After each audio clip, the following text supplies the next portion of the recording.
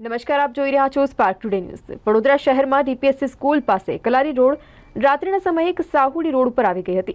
વાહનને ટક્કર આવતા જ સાહુડીના પગમાં ઈજાઓ પહોંચી હતી। દ્વારકા માઈ ટ્રસ્ટના જયેશભાઈ અને તેમના ટીમના જે સદસ્યો છે તેમને જાણ કરવામાં આવી હતી। જાણ કરાતા જ તેઓ જગ્યા ઉપર પહોંચી ગયા હતા અને સાહુડીનું રેસ્ક્યુ કરી સારવાર માટે મોકલ્યું હતું।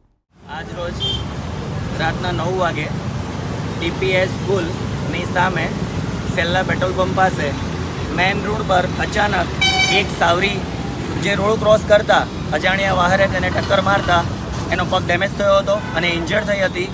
અમને જાણ થતાં અમે ઇમિડિયેટલી રેસ્ક્યુ માટે જયેશભાઈનો કોન્ટેક્ટ કર્યો। જયેશભાઈ 10 મિનિટના અંદર ત્યાં હાજર થયા અમારી પાસે અને સાવરીનો એને રેસ્ક્યુ કરી અને એને ટ્રીટમેન્ટ માટે અત્યારે લઈ જવામાં આવ્યા છે। તો જયેશભાઈનો હું દિલથી ખૂબ ખૂબ આભાર વ્યક્ત કરું છું। જેવી રીતે આ અમારા મિત્રએ જે રીતે ધ્યાન આપ્યું આટલા આટલી બધી ટ્રાફિકના વાહનની અંદર અત્યારે આ વરસાદનો માહોલ છે અને એની અંદર આ જાનવરો કંઈ ને કંઈ એમના ઘરો વિહોણા થઈ જાય છે। તો આવી રીતે પોતાના ઘરો વિહોણા આ ટ્રાફિકના કારણે એ રોડ ક્રોસ કરવાની અડફેટમાં આવી જાય છે। તો વાહન ચલાવનાર બી થોડા ધ્યાન આપે, કેમ કે જે જગ્યા પર આ થયું છે એ જગ્યા પર આટલું બધું ફાસ્ટ વાહન ચાલતું ના હોય, કેમ કે બહુ બધા વાહનો ચાલે છે। એટલે દરેક જણ વાહન ચલાવતા પોતાનું વાહન બી કંટ્રોલ કરે, જાનવરને બી બચાવે।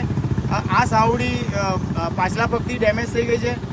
શ્રી સાંઈ દ્વારકામાં ચેરિટેબલ ટ્રસ્ટના જયેશભાઈ, હું અને મારી ટીમ અહીં ઘટના સ્થળ પર પહોંચી ગઈ છે। સાવડીને રેસ્ક્યુ કરી લીધું છે અને આ સાવડીને વન વિભાગ સર્જરી હમણાં પહોંચાડી દઈશું, એને ટ્રીટમેન્ટ થઈ જશે અને બને થઈ લગીને એ સારી થઈ જશે।